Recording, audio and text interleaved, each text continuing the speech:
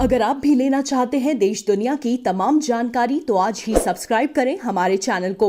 साथ ही नीचे दिए बेल आइकन को जरूर दबाएं ताकि हर अपडेट आप तक पहुंच सके। नमस्कार, साक्षी न्यूज नेटवर्क और आप सभी का स्वागत है।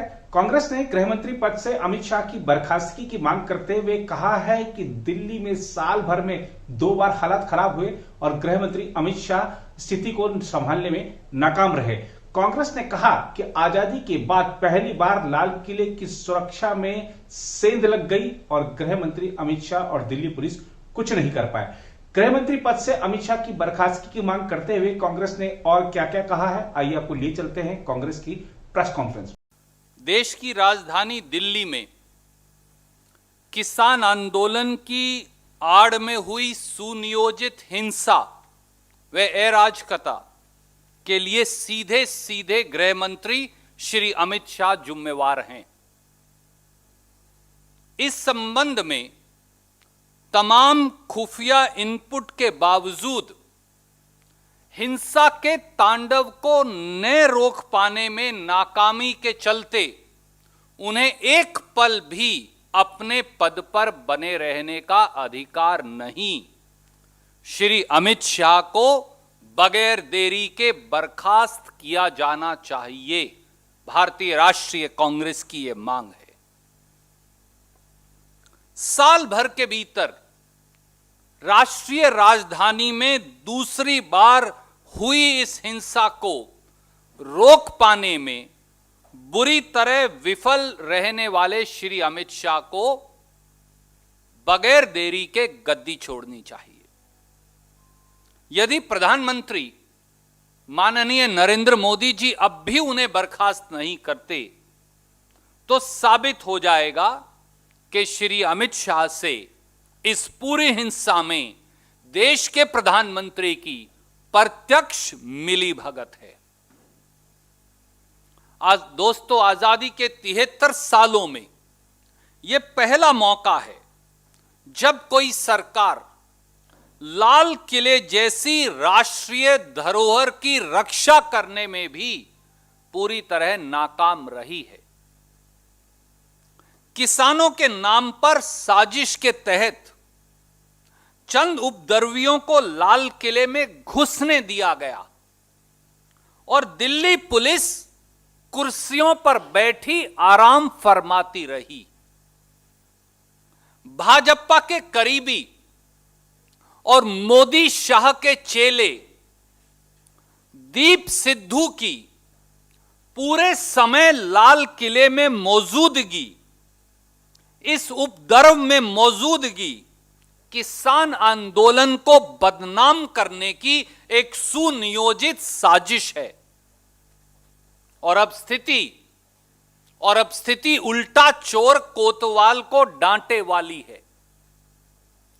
दिल्ली में उपद्रव को रोकने में पूरी तरह नाकाम हुए गृह मंत्री श्री अमित शाह के इशारे पर दिल्ली पुलिस उन उपद्रवियों पर मुकदमा दर्ज करने की बजाय उल्टा संयुक्त किसान मोर्चे के नेताओं पर एफआईआर दर्ज कर उपद्रवियों के साथ भाजपा सरकार के गठजोड़ मिलीभगत और साजिश को साबित करती है।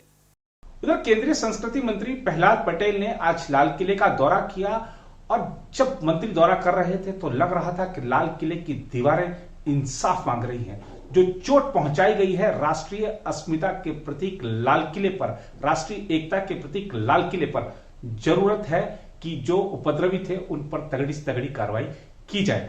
जो संस्कृति मंत्री हैं प्रहलाद पटेल, उन्होंने एक रिपोर्ट तलब की है, आइए दिखाते हैं उन्होंने क्या कहा। आज सुबह संस्कृति मंत्रालय और एएसआई के उच्च अधिकारियों के साथ लाल किले का भ्रमण किया है और मैंने 2 निर्देश दिए हैं।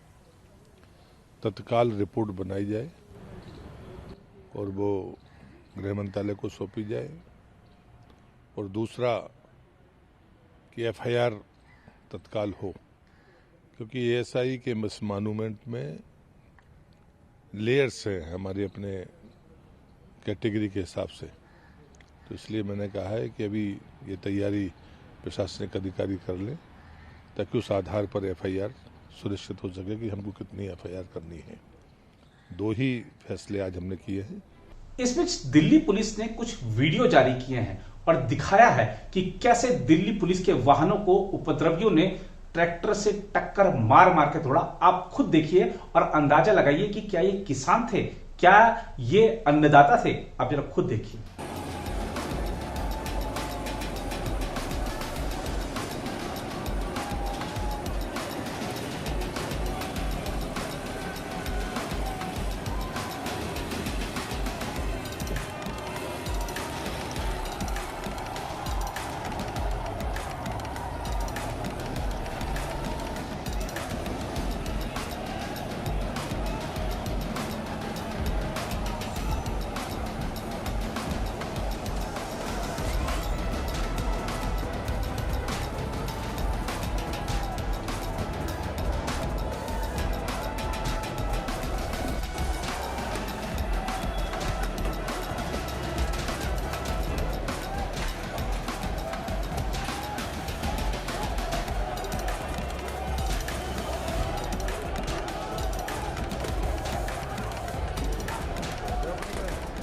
लाल किले के पास जब उपद्रवियों ने पुलिस को ही घेर लिया, उस समय पुलिस पर हमला भी किया गया। वजीराबाद के एसएचओ पीसी यादव भी घायल हो गए थे। आइए आपको सुनवाते हैं क्या बता रहे हैं वजीराबाद के एसएचओ पीसी यादव, कैसे वो याद कर रहे हैं उस घटना को। जरा आप भी देखिए। रेड फोर्ट पे थे, इस ड्यूटी पे थे, तो काफी सारे जो लोग थे वो रेड फोर्ट का दरवाजा खोल के अंदर घुस गए। हम लोग भी इनके साथ साथ अंदर गए। इसके बाद बहुत सारे लोग रैंपट पे चले गए ऊपर। हम लोग भी इनके साथ रैंपट पे गए, इनको रैंपट से हटाने की कोशिश कर रहे थे। और जब हम इनको रैंपट से हटाने की कोशिश कर रहे थे, ये थोड़े से एग्रेसिव हो गए वहाँ पे। और नीचे इन्होंने फिर कई तरह के हथियार थे लोगों के पास। उनके पास तलवारें थी, भाले थे, फर्जे थे, कई और सारी चीजें थी, डंडे थे। नीचे इन्होंने कुछ साथियों पे हमला कर दिया, हमारे कई साथी घायल हो गए। उसमें भी एक हमारा साथी था, उसको सर पे बहुत ज़्यादा इंजरी थी, वो लगभग कोलैप्स होने की पोजीशन में था। तो मुझे लगा इसको अभी लेके निकलना बहुत ज़रूरी है, तो मैं उसको लेके निकल रहा था। और मैं क्या भी रहा था, इसको हॉस्पिटल जाने दो, हम हॉस्पिटल जाने दो बस।